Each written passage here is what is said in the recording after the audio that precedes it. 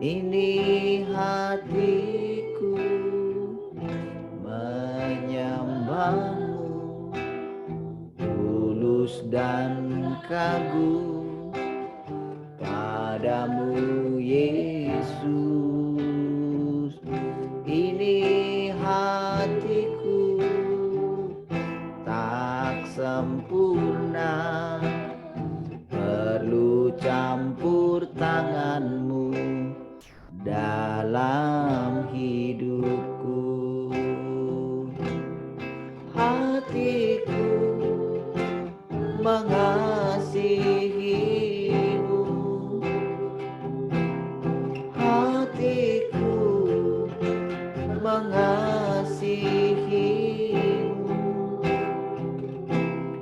hatiku ingin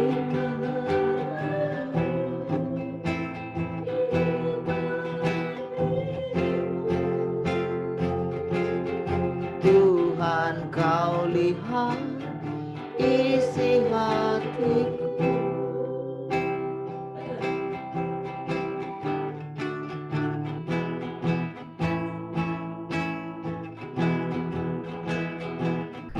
Ini hatiku menyembahmu,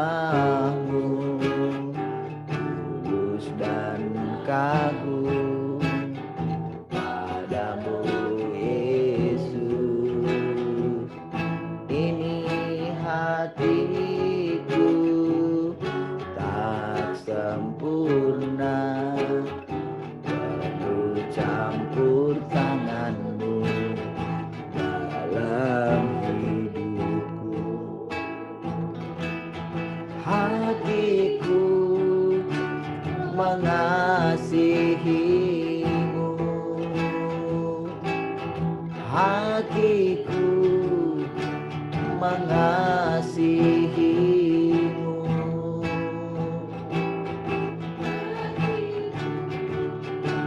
ingin mengenalmu, ingin mengertimu. Tuhan, kau lihat isi hatiku, hatiku, hatiku mengasihimu, hatiku mengasihimu,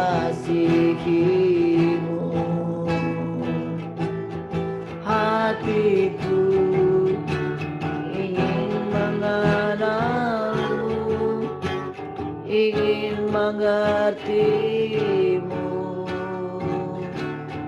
Tuhan, kau lihat isi hatiku. Sekali lagi katakan, hatiku, hatiku mengasihimu,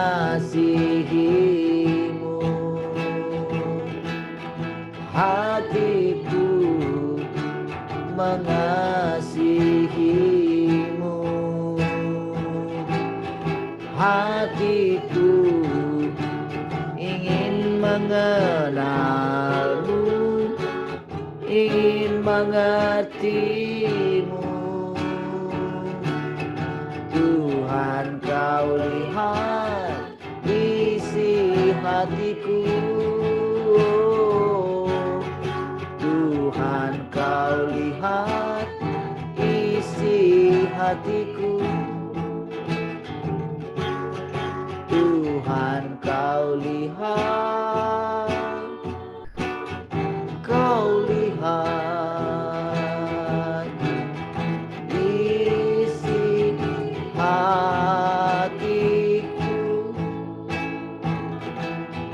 Oh, kau yang melihat isi hati kami,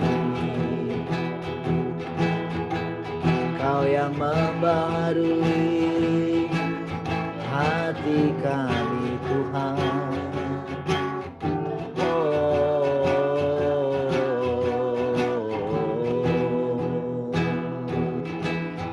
Kami lapar dan akan Engkau.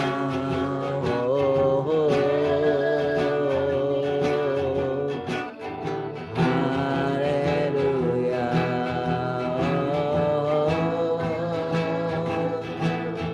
Terima kasih Tuhan, Engkaulah segalanya bagi kami.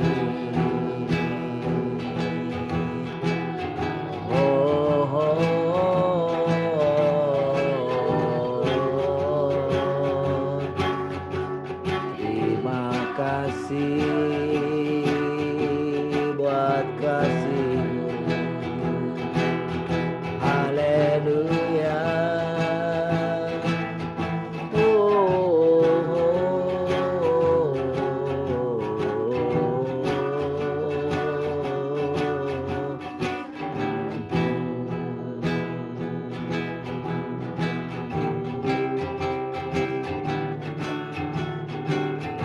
Bawaku ke gunung kudus-Mu, di tempat kediaman-Mu. Biar kemuliaan di hidupku dan jiwaku kan dipuaskan.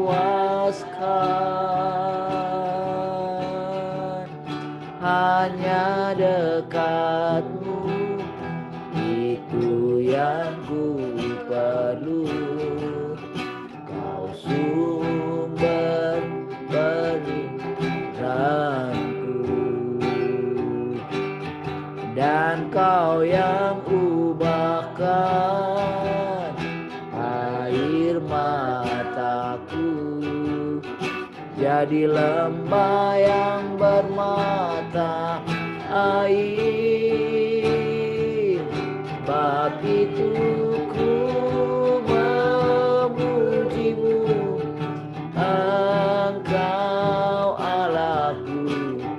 Mulutku kan selalu puji-Mu, dan angkat tangan sembah-Mu, tinggikan nama-Mu.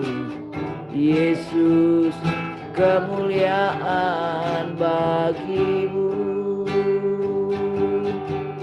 Bawa kami ke gunung kudus-Mu Tuhan. Bawaku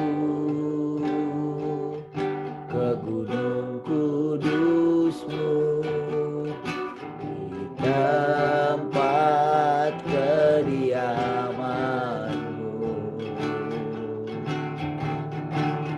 Biar kemuliaan melingkupi hidupku, dan jiwaku kan dipuaskan. Hanya dekat-Mu, itu yang ku perlu. Kau sumber penghiburanku, dan Kau yang ubahkan air mataku jadi lembah yang bermata air. Sebab itu ku memuji-Mu, Engkau Allahku. Mulutku kan selalu puji-Mu, dan angkat tangan sembah-Mu, tinggikan nama-Mu. Yesus, kemuliaan bagi-Mu. Tiada yang dapat memisahkan aku dari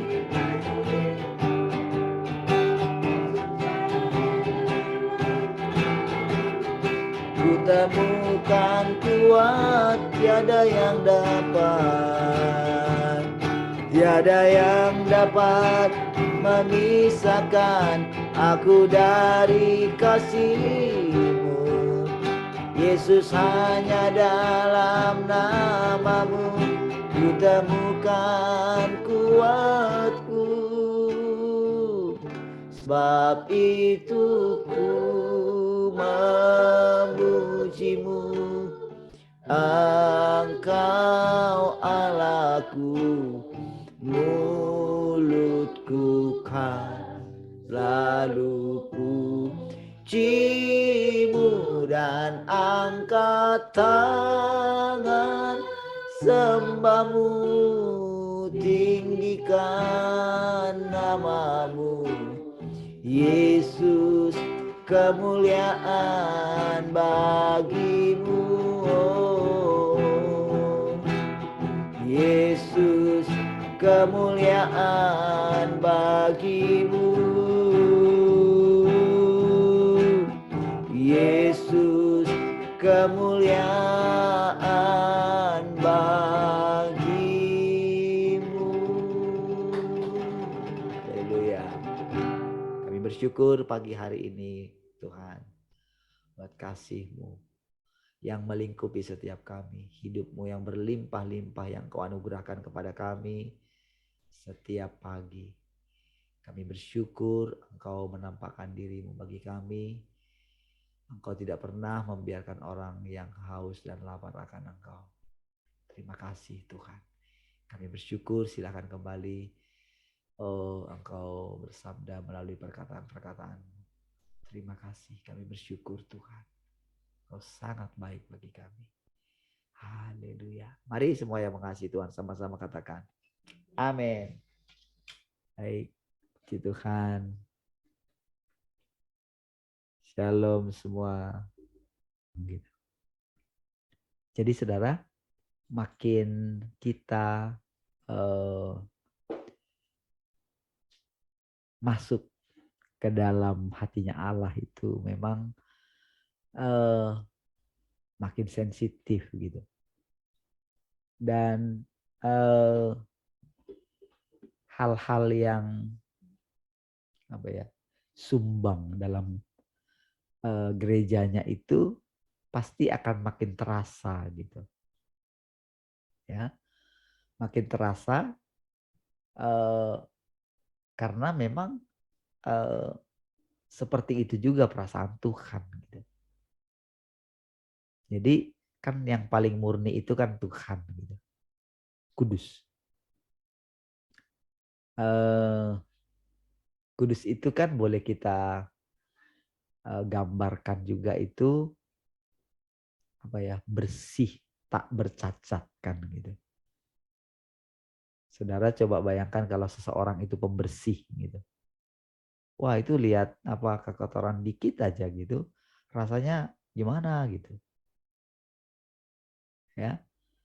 Contohnya yang lebih simpel itu kalau misalnya kita itu terbiasa jujur gitu ya. Dari dulu misalnya kita dari keluarga misalnya yang sangat ini sekali tentang kejujuran gitu. Ya, misalnya kalau sampai dalam keluarga kita misalnya dulu kalau sampai misalnya ada curi uang saja, misalnya sepeser pun yang dicuri dari dompet bapaknya atau ibunya gitu, ketahuan aja itu kan kayak gempa bumi gitu. Sementara mungkin di keluarga yang lain itu nggak masalah gitu. Nah, jadi begitu itu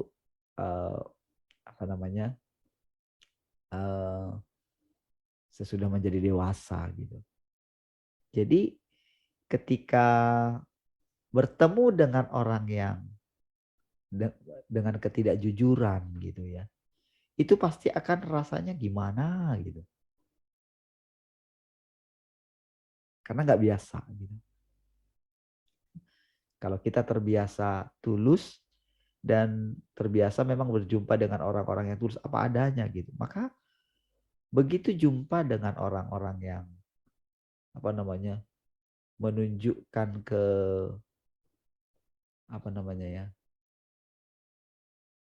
bermuka dua gitu ya, atau ngomong di belakang lain gitu, itu rasanya langsung syak gitu, kaget gitu. Apalagi misalnya kalau kita eh, mendengarkan orang ya, apalagi misalnya kalau saudara lihat sering mendengarkan para politikus bicara gitu ya. Karena saudara tulus gitu, ketika melihat mereka rasanya orang ini tulus ya gitu. Jadi begitu, karena ada rekam jejak gitu ya, itu akan akan kelihatan sekali saudara. Dan rasanya gimana gitu, hati kita rasanya nggak tenang lah gitu, bertemu dengan orang-orang seperti ini gitu. Nah, tahukah saudara, Tuhan itu, bayangkan kekudusan Tuhan itu gitu. Kalau kita mau dapatkan gambaran tentang kekudusan Tuhan, kita ambil eh, perkara-perkara yang sederhana seperti itu dalam kehidupan kita gitu. Tentang integritas gitu ya. Nah, jadi eh, seperti itulah sebetulnya semakin kita itu datang mendekat kepada Dia gitu. Dia semakin menyatakan kekudusannya gitu. Memperlihatkan kekudusannya. Share tentang kekudusannya gitu. Jadi bukan sekedar kata-kata, tapi pengalaman gitu. Menjadi kudus itu gimana sih gitu. Bukan sekedar berusaha menjadi kudus, tapi kita akan diberikan pengalaman menjadi kudus itu gitu. Bagaimana? Nah, jadi saudara, dari situ kita akan memahami kenapa Allah itu sangat detail gitu terhadap hidup kita gitu. Kenapa perkataan-perkataan yang kita dengarkan gitu ya, selalu berulang-ulang saudara, dikatakan, nanti kita baca lagi ya, tapi saya mungkin mengawali lewat perkataan ini gitu. Ya, karena gitar sumbang tadi saudara. Nggak nyaman sekali saudara. Padahal sebetulnya itu sedikit, tidak begitu kedengaran karena itu paling berapa ini gitu. Dia nggak lari sekali gitu. Ya, saya tahu gitu di tali ini sama tali ini gitu. Tapi itu sangat nggak enak gitu, nggak nyaman. Jadi pas waktu nyanyi itu, rasanya itu wah nggak enak sekali gitu. Karena kita dengerin sendiri ya. Jadi suara saya dengan gitar itu nggak pas gitu. Nah, nah, jadi saudara, ketika kita itu terus diingatkan seperti itu gitu. Jadi ibaratnya begini saudara. Tuhan itu jadi begitu Musa itu ingin ngotot gitu untuk membawa bangsa Israel itu menghadap Tuhan kan gitu. Ingat ya. Ketika dia menghadap Tuhan gitu, itu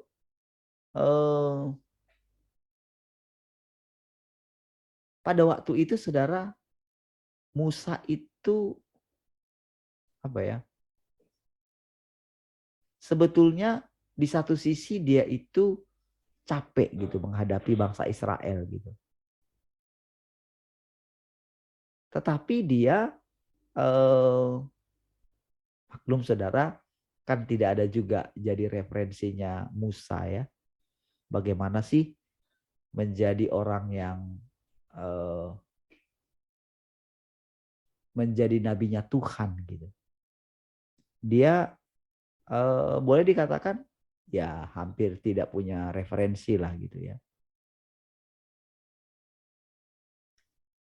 Nah, jadi apalagi saudara dia itu kan sudah lama di Midian ya, 40 tahun loh saudara. Baru dia ini saudara. Jadi cukup lama sekali saudara. Dia itu di padang gurun itu. Ya. Nah, jadi saudara, ya dia nggak mengetahui lah seperti sekarang ini. Yang Tuhan nyatakan kepada kita tentang hatinya Tuhan. Kita kan sudah banyak belajar dari istilahnya tokoh-tokoh yang kehidupan mereka itu tertulis di dalam Alkitab gitu. Ya, kita boleh mengetahui. Jadi sampai beberapa kali Tuhan menunjukkan kepada kita, saudara. Belum lagi orang-orang yang hidup sebelum kita, yang kita pernah bersentuhan dengan mereka gitu. Kita mengetahui bagaimana akhir hidup mereka, di mana kegagalan mereka, itu kan menjadi pelajaran bagi kita gitu. Ya. Nah, saudara, ketika Musa membawa bangsa Israel, oke, bawalah mereka gitu. Padahal sebetulnya saudara harusnya sih tidak gitu. Harusnya karena memang begini saudara. Kan masih saudara ingat tentang bagaimana peristiwa banjir Nuh ya? Masih ingat bagaimana dia melihat kerusakan manusia gitu. Kan ketika dia turun gitu kan melalui malaikat-malaikatnya gitu kan. Itu kan sebetulnya dia itu turun sendiri loh saudara. Jadi walaupun dikatakan malaikat sebetulnya Tuhan juga. Sebetulnya dari situ saudara sudah apa ya? Sudah ada istilahnya bagaimana dia ingin masuk ke dalam kehidupan manusia. Dia menyamar loh gitu. Kan dia maha kuasa ya. Nah, entah bagaimanapun itu saudara, yang penting dia sampai benar-benar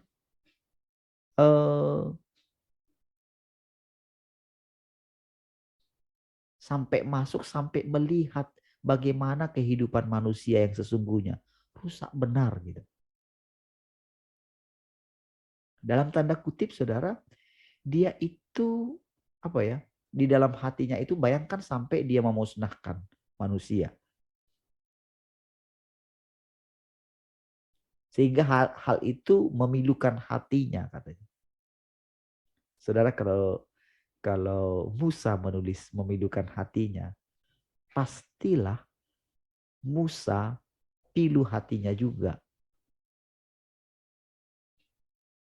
Jadi ketika dia menulis perasaan Tuhan itu, sebetulnya itu perasaan dia. Supaya saudara mengerti bahasa ini ya. Bahasanya apa ya? Firman Tuhan gitu.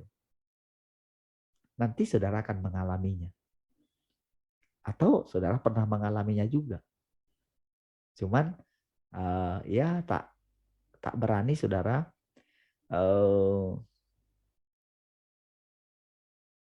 apa ya? Berpikiran terlalu dalam gitu. Masa ini perasaan Tuhan gitu. Ya. Memang demikian saudara. Situ kadang-kadang kita tidak tahu kalau Tuhan itu berbagi perasaan dengan kita gitu. Jadi kalau kita punya perasaan seperti itu, maka Tuhan juga punya perasaan seperti itu sebetulnya. Ya. Nah, jadi Tuhan itu kayak trauma dengan manusia. Jadi Makanya saudara dia pilih bangsa Israel gitu. Dia nggak bekerja banyak-banyak gitu. Makanya Tuhan juga ketika Tuhan Yesus dulu kan, makanya dia bilang, aku diutus hanya kepada orang-orang Israel gitu loh. Tidak baik memberikan roti yang harusnya kepada anak-anak, tapi diberikan kepada anjing gitu. Jadi saudara, sampai bahasanya seperti itu. Kasar sekali sebetulnya.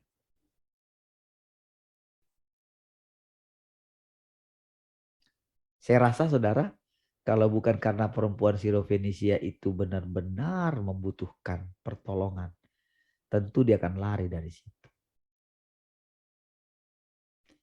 Saudara, kita akan dibuat Tuhan sampai, jadi manusia itu akan dibuat Tuhan sampai benar-benar membutuhkan dia gitu. Sampai tak ada lagi pertolongan bagi dirinya. Benar-benar no hope.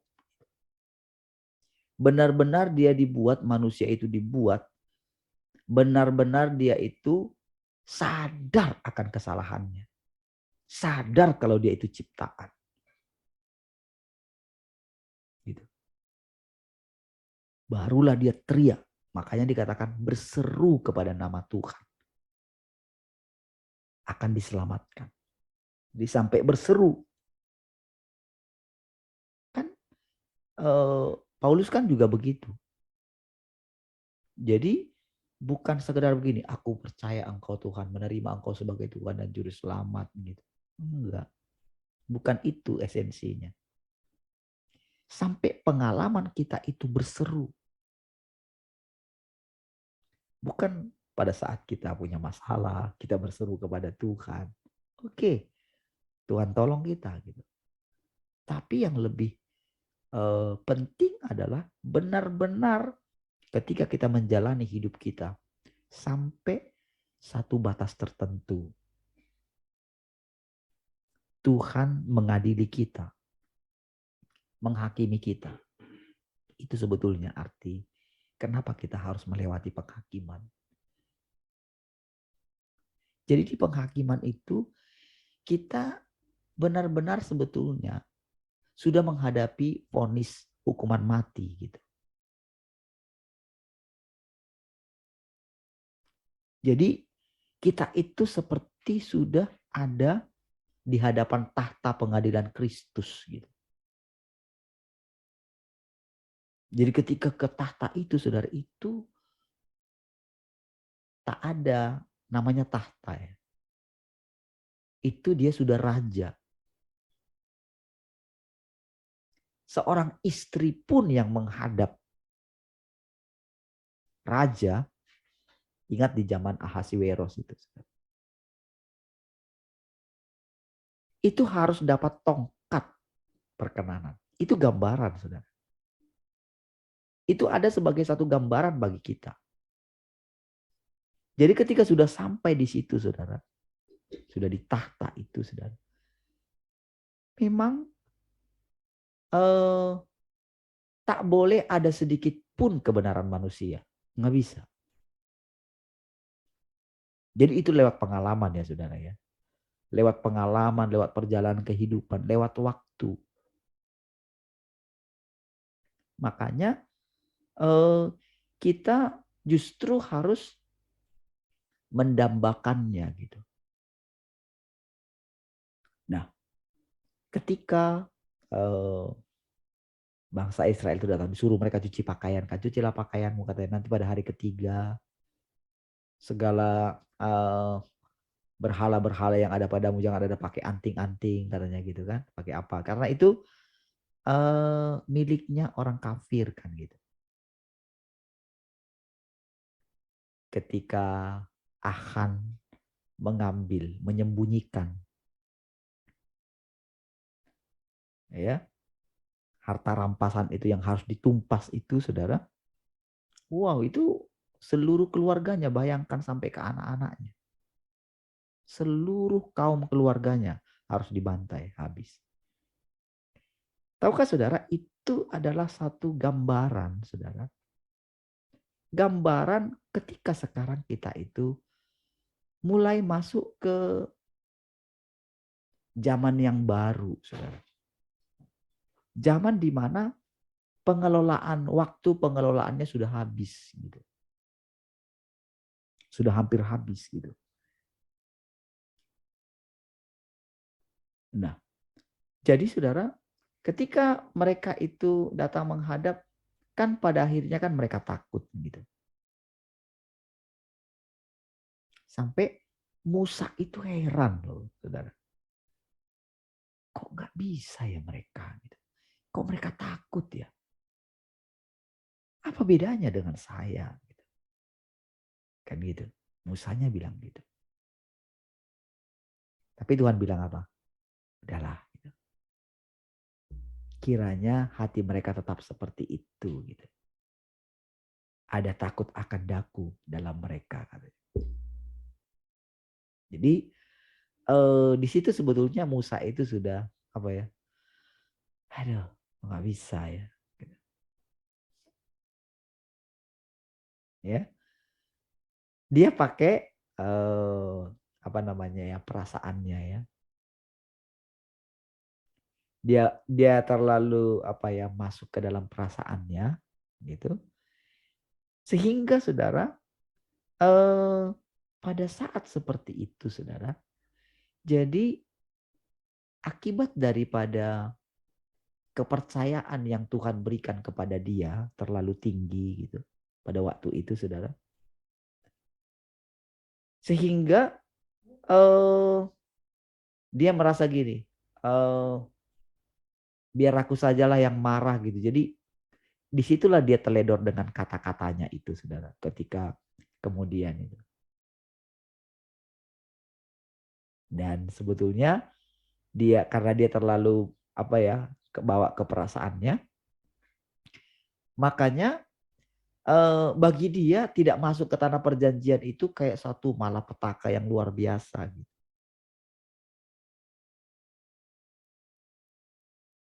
Ketika dia ngotot, Tuhan izinkanlah aku masuk gitu. Nggak bisa. Oke, sekarang kamu cuma bisa lihat aja. Padahal saudara setelah masuk pun mereka dia lihat juga kan, dari alam roh kan dia bisa lihat juga sebetulnya ya, tapi ya sudah lewat masa itu gitu ya lewat masa itu. Nah ternyata kan padahal berikutnya dia itu istimewa ya, dia masih namanya masih disebut dalam kehidupan yang selanjutnya ya. Di situ ada pemahaman yang baru akan Tuhan bagi Musa gitu. Sehingga kan dia juga pernah menubuatkan tentang kedatangan Mesias gitu. Ya, dia menubuatkan gitu. Nah, jadi saudara, ketika bangsa Israel itu tidak bisa masuk gitu ya, tidak bisa ini ya. Bayangkan cuma 2 orang dari yang keluar dari Mesir itu, saudara, yang masuk ke tanah perjanjian. Oh, itu sangat kecil sekali, saudara. Masa sih dari 2 juta gitu ya, yang keluar gitu dari Mesir itu, saudara. Masa cuma 2 orang ya? Yang lain itu yang lahir di padang gurun, saudara. Selama 40 tahun itu, saudara. Yang masuk 2 orang gitu. Untuk memulai satu kehidupan yang baru gitu. Kan ketika mereka itu ada di sana juga, itu kan sudah masuk ke kerajaan sebetulnya, masa kerajaan. Itu gambaran, saudara. Bagi sekarang. Tapi itu secara fisik, sekarang kita itu secara roh gitu. Ini yang real gitu. Di mana surga dan bumi itu sekarang mulai disatukan gitu. Makanya harus digoncang, surga dan bumi harus digoncang. Jadi kegoncangan yang sesungguhnya itu adalah perkataan yang baru. Itu sebetulnya. Jadi selalu digoncang pemahaman daripada seluruh ciptaan itu. Dan itulah sebetulnya yang membuat kita itu bisa terus menanti-nantikan Tuhan. Karena tiap kali nanti datang goncangan itu gitu, maka kalau nggak siap-siap mendapatkan goncangan itu, maka tidak seperti kolam Bethesda itu ya. Ya selalu gitu, ketinggal gitu. Nah, jadi saudara, lawatan-lawatan, kalau dulu kita berbicara mengenai lawatan, tapi sekarang penampakan Tuhan. Kalau dulu kayak kita penampakan Tuhan itu kayak kita melihat Tuhan dalam wujud fisik. Mereka dulu melihat Tuhan dalam wujud fisik ya. Tapi sekarang saudara, itu roh gitu loh. Tapi bukan berarti roh ini tidak nyata. Nyata sekali. Makanya ketika Tuhan bilang, berbahagialah orang yang percaya sekalipun tidak melihat. Itu perkataan itu tepat sekali saudara. Melihat dengan mata iman. Dengan mata roh. Mata roh itu saudara bukan penglihatan gitu ya. Beda ya. Penglihatan itu karunia. Kalau mata roh itu mata batin yang disebut. Mata batin juga bukan ini ya, bukan indera ketujuh ya, indera keenam ya, bukan. Mata hati itu, mata roh itu yang mau kita sebut, entah istilah apapun gitu sebetulnya ya. Itu sebetulnya adalah mata yang murni, clear. Itulah matanya Tuhan. Sebagaimana Tuhan memandang. Sebagaimana Tuhan melihat. Makanya disebut mata hati, saudara. Pandanglah aku dengan hatimu, katanya. Ingat ya perkataan-perkataan yang kemarin. Pandang aku dengan hatimu, katanya. Ikutilah aku dengan hatimu, katanya. Nah, itulah alasannya, saudara.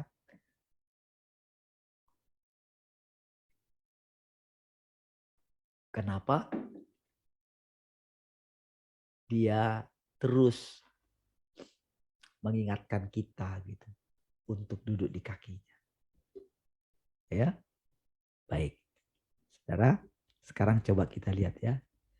Bagian kemarin dari ini ya. Mereka yang mempersembahkan diri dengan sepenuh hati pasti akan menerima berkat melimpah. Sedangkan mereka yang berusaha mempertahankan nyawa hanya akan kehilangan nyawa mereka. Segala sesuatu dan semua perkara ada di tangan Tuhan yang Maha Kuasa. Ya. Nah, saudara, kemarin saya sudah ingatkan ya tentang passwordnya adalah rela kehilangan nyawa. Ya, maka kita akan mendapatkan nyawa yang baru. Ingat, nyawa yang baru itu adalah kehidupan Tuhan, ya, nyawanya Tuhan. Di nyawa itu artinya kayak nafas kita lah gitu. Jadi semua istilah-istilah tentang tubuhku benar-benar makanan, darahku benar-benar minuman, ya. Jadi ya artinya adalah hidup, ya, nyawa. Kalaupun misalnya ada penjelasan-penjelasan yang lain yang kita pelajari dulu, saudara,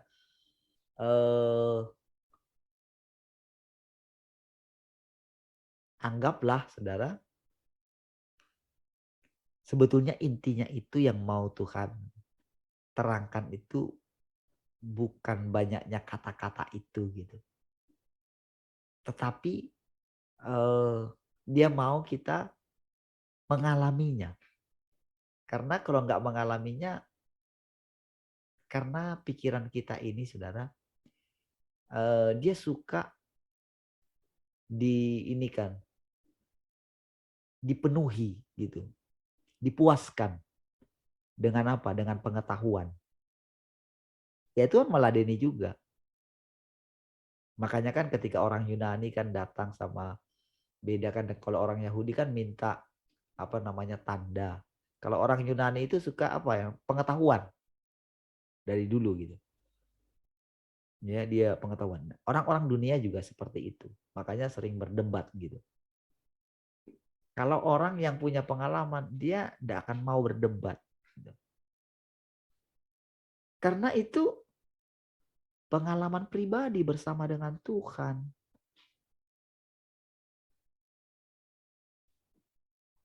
Makanya setiap kali kalau orang berjumpa dengan Tuhan yang sesungguhnya, pasti akan tutup mulut gitu.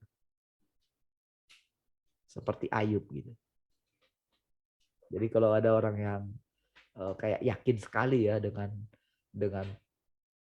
pengertian dia akan Tuhan, saudara. Stephen Tong bilang kayak gini. Kalau seseorang itu belum bingung dalam kepercayaannya, berarti dia itu belum pernah mengalami Tuhan yang benar gitu. Dia bilang gitu. Saya baru kemarin tuh, ternyata kalau kita ikuti semua, ternyata dia orang yang dalam juga gitu ya. Orang sibuk bicarain dia nggak penuh dengan Roh Kudus. Dia Roh Kudus. Dia itu saudara, dia nggak ngerti gitu ya. Nah, jadi saudara,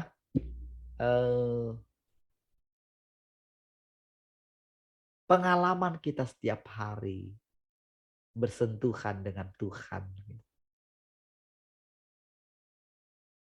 Nanti saudara akan menemui ya kata-kata itu, saudara. Masa sih bersentuhan dengan Tuhan? Masa setiap hari bersentuhan dengan Tuhan? Siapa? Kapan kami bertemu dengan Engkau Tuhan? Gitu. Padahal saudara, Tuhannya benar-benar ada, hidup di dalam kita. Cuman kita nggak pernah merasakan ya kedalamannya dia. Jangan semua perkara ada di tangan Tuhan yang Maha Kuasa. Semua perkara kan. Jangan hentikan langkahmu lagi. Perubahan luar biasa menghampiri langit dan bumi, yang darinya manusia tak dapat menyembunyikan dirinya sama sekali. Tidak ada pilihan lain baginya kecuali meratap kesakitan. Ikutilah pekerjaan yang sedang Roh Kudus kerjakan hari di dalam dirimu. Engkau harus mengetahui dengan jelas tentang langkah kemajuan pekerjaannya, tanpa perlu diingatkan oleh orang lain. Berarti kan saudara, di dalam dirimu engkau harus mengetahui dengan jelas tentang langkah kemajuan pekerjaannya di dalam dirimu. Ya. Tanpa perlu diingatkan oleh orang lain. Berarti kan harus pengalaman kita pribadi. Setiap kali kita membaca firman Tuhan, pasti ada yang muncul saudara dalam hati kita. Tahukah saudara? Ketika kita itu menyepelekan saudara, setiap perkataan-perkataan Tuhan yang diucapkan, itu tepat di situ saudara, kita harus menyelidiki hati kita dan kita mesti ucapkan kepada Tuhan gitu. Saudara, dia katakan saya nggak tahu sudah pernah ucapkan belum ya. Dia katakan begini. Ketika engkau datang kepadaku, apa saja yang mau engkau tanya, gitu Tuhan. Apa saja yang engkau mau tanya, kebingungan apapun di dalam dirimu, engkau pasti akan mendapatkan pencerahan. Ketika engkau datang kepadamu. Itu janji yang luar biasa, saudara. Apa saja. Nah, saudara, perkataan itu mesti kita hidupi gitu. Kalau kita nggak hidupi, kita nggak mengerti kedalaman kata-kata itu. Mesti kita alami gitu. Bagaimana caranya? Ya tanya dong. Sampai ketemu gitu. Dan lama-kelamaan saudara semakin terikat kepada Tuhan.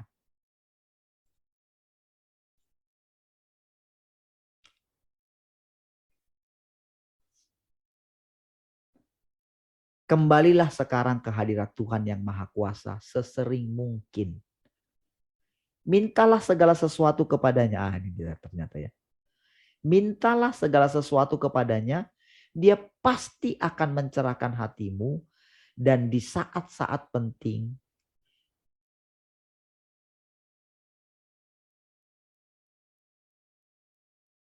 Dia akan melindungimu. Di saat-saat penting. Dia akan melindungimu. Saat-saat penting itu saudara. Saat-saat yang krusial. Karena saudara, kadang kita nggak sadar segala sesuatu. Sama seperti Musa.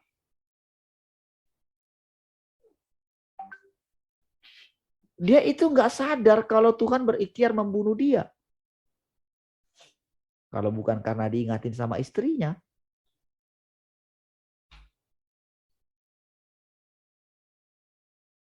Itulah namanya perlindungan Tuhan di saat-saat yang penting. Gitu. Petrus tidak tahu kalau iblis berusaha menampi dia. Petrus tidak tahu.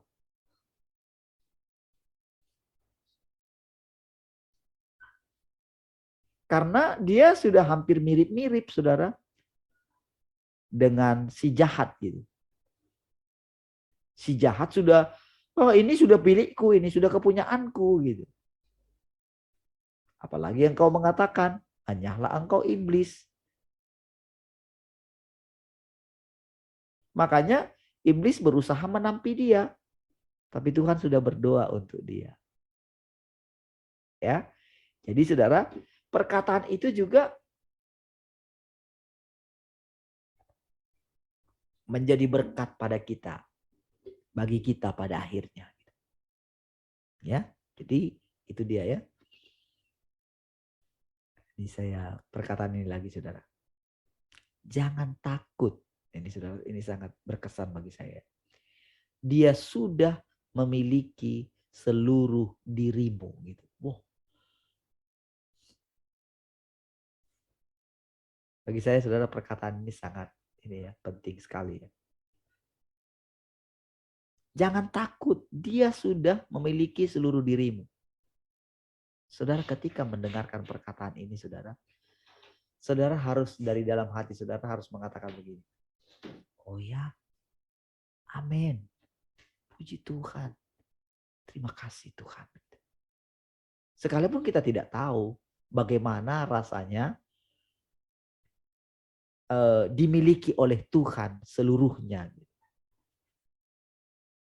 Karena saudara, dulu itu kita hanya tahu sekedar teori gitu. Tapi sekarang dia mau kita punya pengalaman itu. Dengan perlindungan dan pemeliharaannya, apa yang perlu kau takuti? Hari ini buah dari kehendak Tuhan sudah dekat. Dan barang siapa takut, ia hanya akan kalah. Apa yang kukatakan ini adalah kebenaran. Bukalah mata rohanimu. Langit dapat berubah dalam sekejap. Tetapi apalagi yang kau takuti? Dengan sedikit gerakan tangannya, langit dan bumi segera dimusnahkan. Jadi apa yang bisa manusia dapatkan dengan khawatir? Bukankah semuanya ada di tangan Tuhan?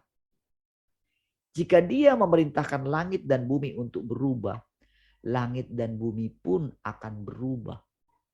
Jika dia berfirman kita harus dilengkapi, kita pun akan dilengkapi. Manusia tidak perlu khawatir, tetapi harus berjalan dengan tenang. Saudara, sering sekali saudara, pekerjaan kita, ya, kalau saya sebut pekerjaan kita saudara, usaha kita untuk menyenangkan Tuhan. Kadang-kadang rasanya dihancurkan. Gitu. Itu yang dikatakan langit berubah. Tiba-tiba tidak seperti yang kita harapkan. Gitu. Itu memang Tuhan izinkan. Makanya Tuhan ingatkan, apa yang perlu kamu takutkan? Bukankah aku dulu ditinggalkan oleh semua orang? Aku sendirian loh. Ketika naik atas kayu salib, lihat. Ketika di masa gentingku, murid-murid yang aku pilih 3 orang dari 12 itu, mereka tertidur juga. Padahal pada waktu itu aku lagi genting-gentingnya. Mereka sangat nggak mengerti perasaanku. Bayangkan, sudah dekat hari penguburanku, tapi tidak ada di antara murid-muridku yang mengerti. Justru seorang perempuan pelacur yang mengerti. Justru perkataan murid-muridku mengatakan, untuk apa pemborosan ini? Itu perkataan Yudas ya. Coba kamu bayangkan gimana hatiku pada waktu itu. Gitu. Dia sendirian menghadapinya.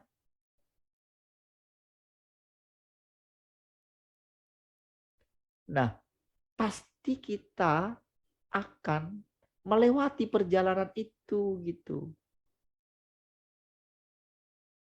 Itu perjalanan Tuhan. Makanya dikatakan kalau kita menderita bersama dengan Dia, maka kita akan memerintah bersama dengan Dia. Makanya Tuhan ingatkan, apa yang perlu kamu takutkan? Aku sudah memperoleh seluruh dirimu, katanya. Waduh. Saudara, itu sangat penting, saudara.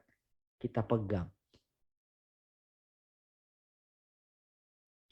Tak ada di antara manusia, di antara murid-muridnya, semua kita belajar, saudara.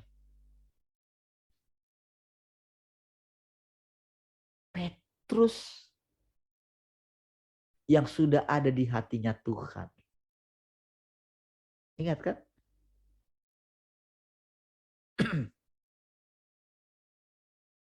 Bayangin saudara gimana pada waktu itu saudara. Ketika terjadi perpecahan antara jemaat itu. Seperti terbagi-bagi.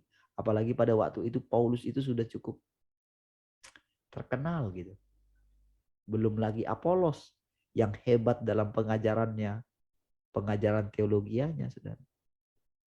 Lah Petrus. Dia mungkin nggak pintar mengajar, saudara. Buat mujizat oke lah, tapi kan jemaat sudah banyak. Mereka membutuhkan pengajaran.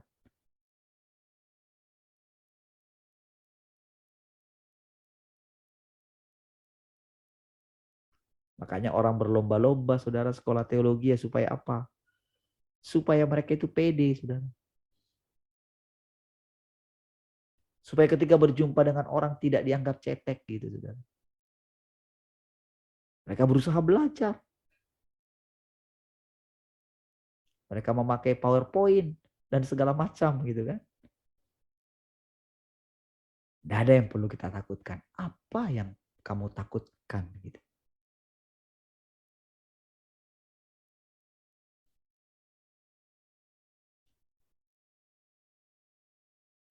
Jika dia berfirman, kita harus dilengkapi. Kita pun akan dilengkapi. Manusia tidak perlu khawatir, tetapi harus berjalan dengan tenang. Meskipun demikian, engkau harus sebanyak mungkin memperhatikan dan berjaga-jaga. Langit bisa berubah dalam sekejap. Selebar apapun manusia membuka mata telanjangnya, ia tidak akan bisa melihat banyak hal. Berjaga-jagalah sekarang. Kehendak Tuhan telah terlaksana. Proyeknya telah selesai.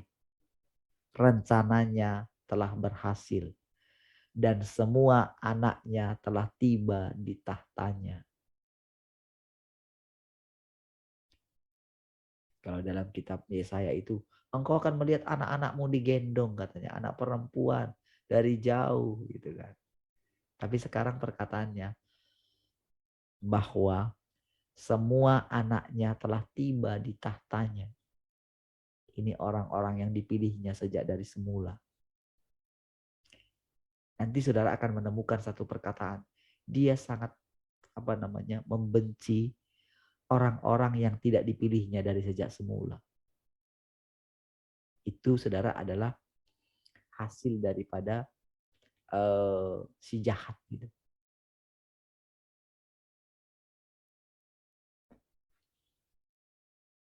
Bersama-sama mereka datang untuk menghakimi segala bangsa dan semua suku bangsa bersama Tuhan yang Maha Kuasa. Mereka yang telah menganiaya gereja dan mencelakakan anak-anak Tuhan akan menghadapi hukuman berat. Itu sudah pasti. Mereka yang dengan tulus memberi diri mereka kepada Tuhan yang memegang segalanya. Tuhan pasti akan mengasihi mereka untuk selama-lamanya tanpa pernah berubah. Oke ya. Jadi saudara, poinnya tetap ada seringlah datang kepadaku. Mata jasmani, selebar apapun kita membuka mata kita secara jasmani, kita tidak bisa melihat banyak. Tetapi mata roh, mata hati kita bisa melihat banyak. Yang tidak bisa dilihat oleh mata jasmani, bisa dilihat oleh mata roh atau mata hati kita. Mata jasmani kita tidak bisa melihat pertolongan Tuhan pada waktunya.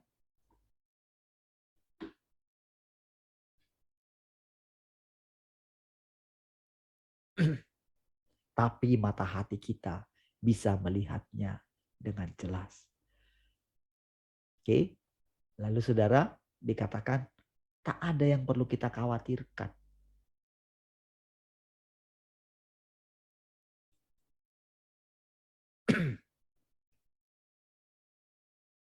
Sedikit pun tak ada yang perlu kita takutkan. Ya, itu berulang-ulang saudara Tuhan katakan. Lalu saudara dikatakan berikutnya saudara, aku sudah memperoleh seluruh dirimu gitu. Seluruhnya dirimu. Tuhan sudah mendapatkannya katanya. Wah, Perkataan ini penting, saudara. Saudara pegang. Jadi ketika kita pegang, maka perkataan itu akan mewujud di dalam diri kita. Seperti itulah caranya kita percaya. Seperti itulah caranya kita mengikut Tuhan, saudara. Menjelma di dalam kita.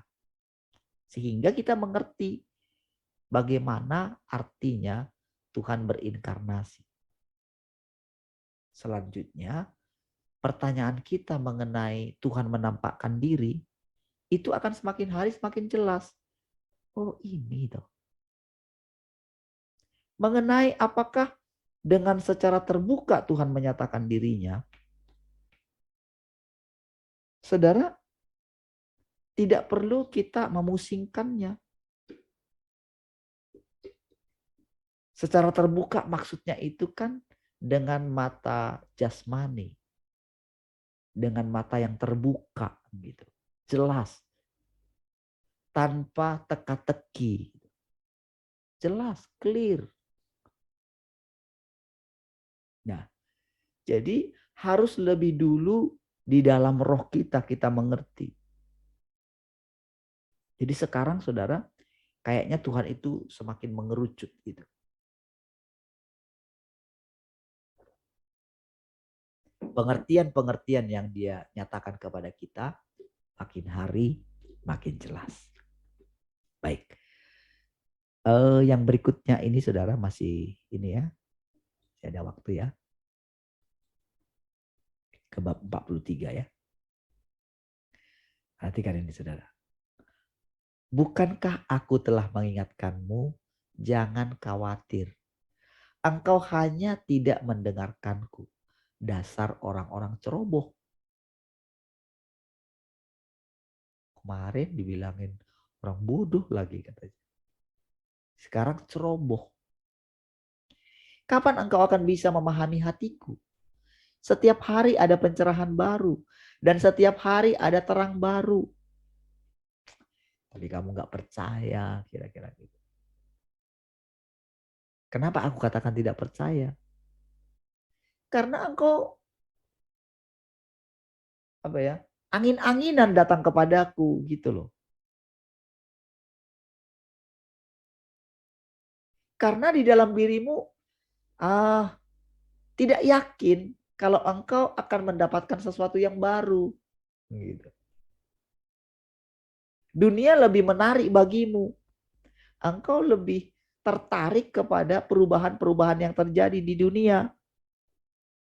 Padahal perubahan yang terjadi di dunia adalah akibat daripada yang terjadi di alam roh. Gitu. Di mana aku ada, di mana aku memerintah, di mana aku bertahta, di mana aku mengatur segala sesuatu. Apakah engkau tidak tahu kalau aku yang mengatur segala sesuatu? Coba saudara, perkataan-perkataan yang barusan itu saudara. Itu ngalir saja saudara. Dan memang kenyataannya demikian.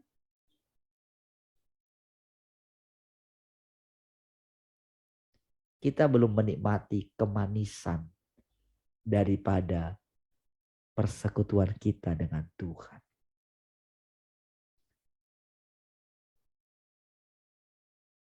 Kita terlalu mengikuti aliran hati kita, saudara.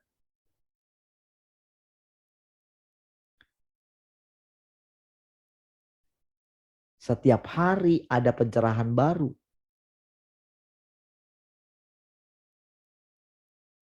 Dan setiap hari ada terang baru. Sudah berapa kali engkau semua memahaminya sendiri? Bukankah aku sendiri telah memberitahu engkau semua? Engkau tetap pasif seperti serangga yang bergerak hanya ketika ditusuk.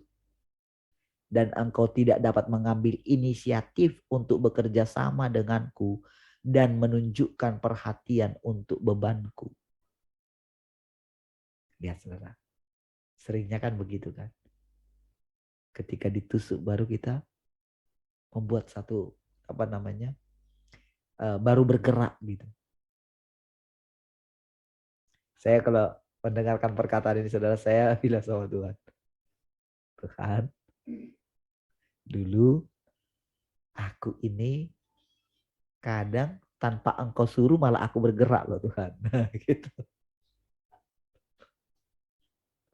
Jadi mengenai ini Tuhan, jadi saya ini benar-benar tuh ngomong ini sama Tuhan kalau dalam ketika mendengarkan perkataan ini saudara, ketika membacanya gitu. Saya ngomong balik. Jadi saya nggak tahu, saya nggak ngerti ini Tuhan. Gitu. Saya ngomong, kalaupun engkau katakan gini, oke lah, iya. Tapi saya nggak tahu Tuhan. Harus bergerak atau tidak bergerak, saya tak tahu Tuhan. Jadi saya hanya gini, saya dengarkan perkataan ini, saya apa? Saya telan perkataan itu sambil saya lihat hati saya tersinggung atau tidak. Muncul nggak dari dalam nih gejolak gitu. Ya karena dia sudah mengatakan banyak hal ya, saya tidak perlu ragu gitu ya. Dia juga sudah mengingatkan bahwa dia sudah menebus segala kesalahan saya, maka ya saya apa ya, datang saja dengan iman gitu ya. Saya berani aja datang gitu. Berani aja ungkapkan hati saya karena juga saya punya pandangan bagaimana Musa dia berani kayak gitu. Saya punya pandangan gitu ya. Dan tersimpan dalam hati saya. Kalau Musa bisa seperti itu, ya saya kan apa bedanya juga.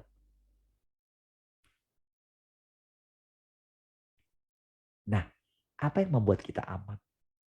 Ketulusan hati kita. Karena kan kita juga sadar kita ini ciptaan. Saya sadar saya ini ciptaan. Dan Tuhan sudah mengatur segalanya tentang hidup saya. Ya sudah. Saya hanya dengarkan. Saya nggak tahu kapan perkataan akan berubah tentang yang akan bagi saya. Saya tidak masalah gitu. Kapan gitu. Nah itulah orang yang mulai apa ya, mulai mengerti keadaannya. Itulah orang yang dihakimi di tahtanya. Itulah orang yang sudah melihat tahta Tuhan yang sesungguhnya. Bukan sekedar seperti Yesaya dan Yohanes. Bukan. Itu pengalaman sekali. Dan itu boleh dikatakan pengalaman secara fisik. Tapi pengalaman secara rohani itu sepanjang hidup kita.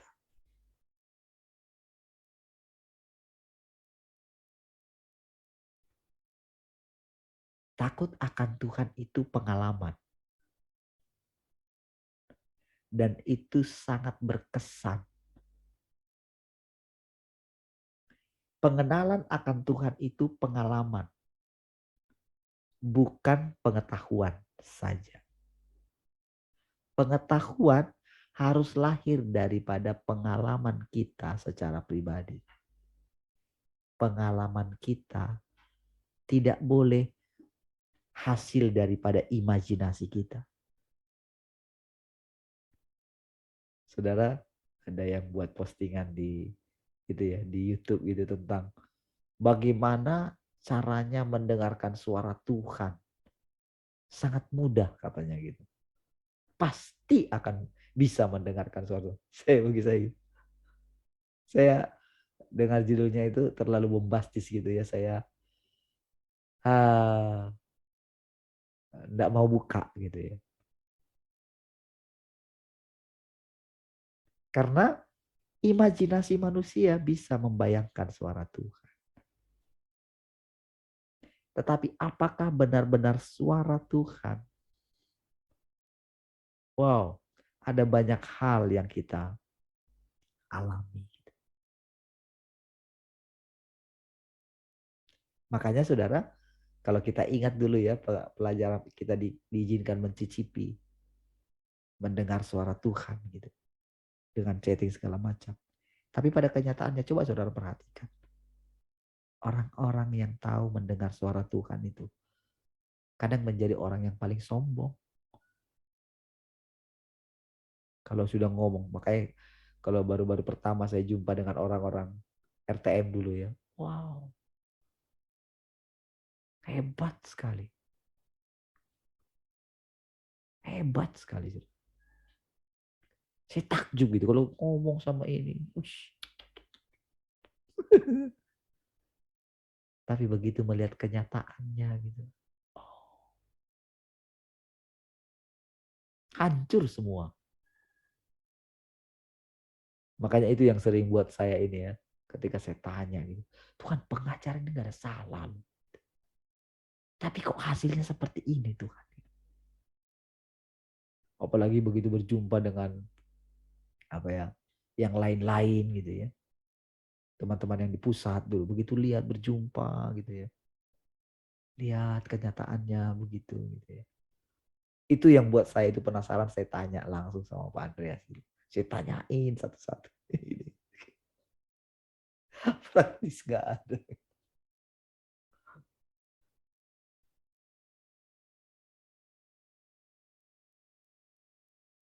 Dia sempat oh ini kan seseorang mundur gitu ya.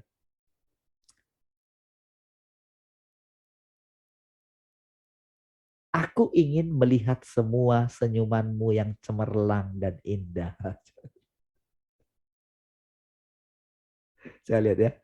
Aku lihat ya, perhatikan. Aku ingin melihat semua senyumanmu yang cemerlang dan indah.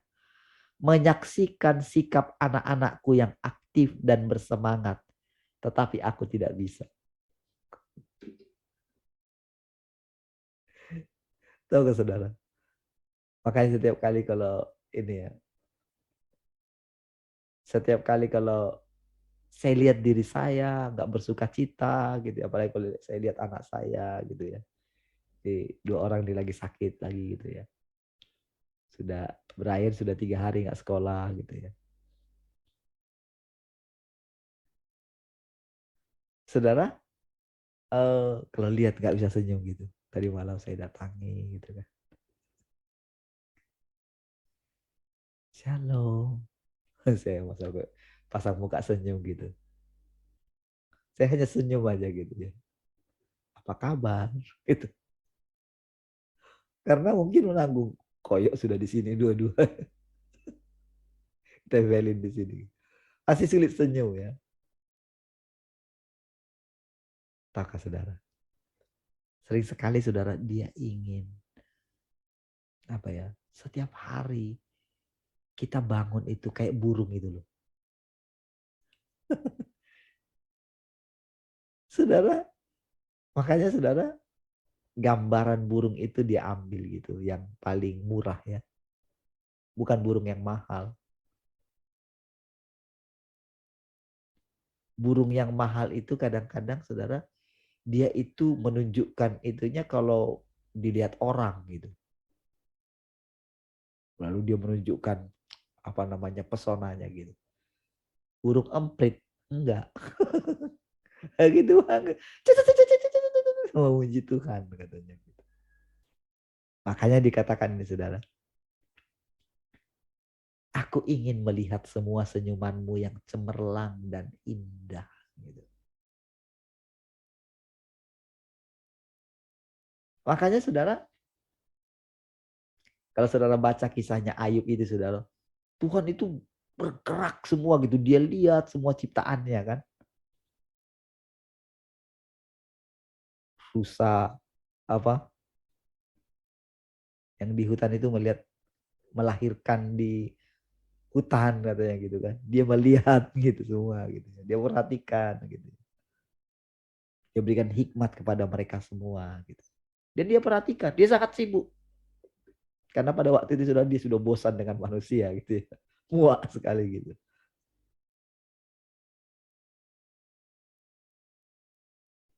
Nah, saudara, ketika dia kembali sekali lagi, saudara, kepada manusia, saudara, dia berinkarnasi kembali.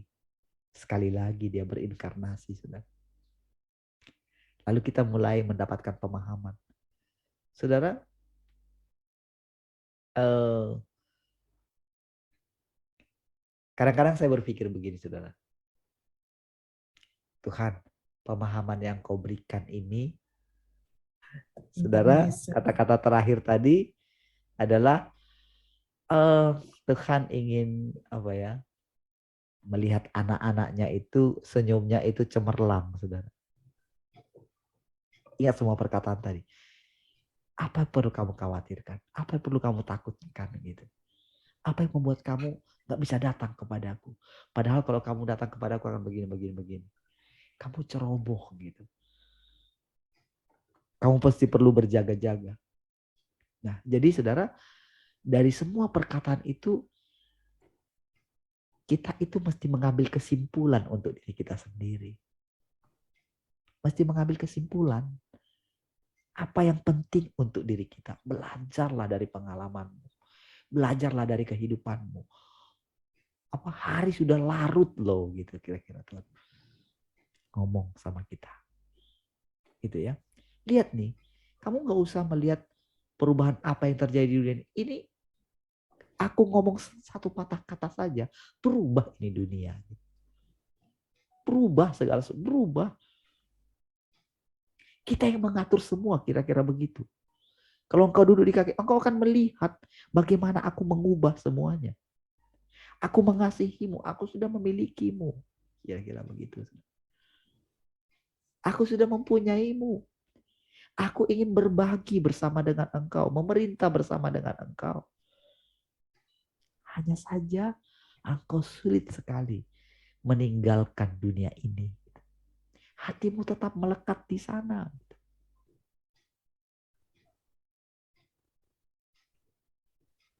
Oh, saudara, kalau apa ya, ingat-ingat lagi perkataan-perkataan tadi, saudara.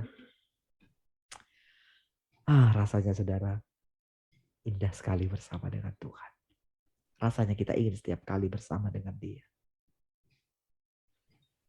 Haleluya. Baik, mari kita berdoa. Terima kasih Tuhan, kami bersyukur pagi hari ini buat anugerah. Haleluya. Terima kasih Tuhan. Kami bersyukur Engkau sangat baik bagi kami semua. Sepanjang hari ini Tuhan, biarlah kiranya kami boleh memuliakan Engkau, memuji-muji Engkau Tuhan. Terima kasih Tuhan, Engkau membersihkan hati kami. Sehingga hati kami menjadi suci kembali. Terpujilah Tuhan untuk selama-lamanya. Mari kita semua yang mengasihi Tuhan, sama-sama katakan, amin.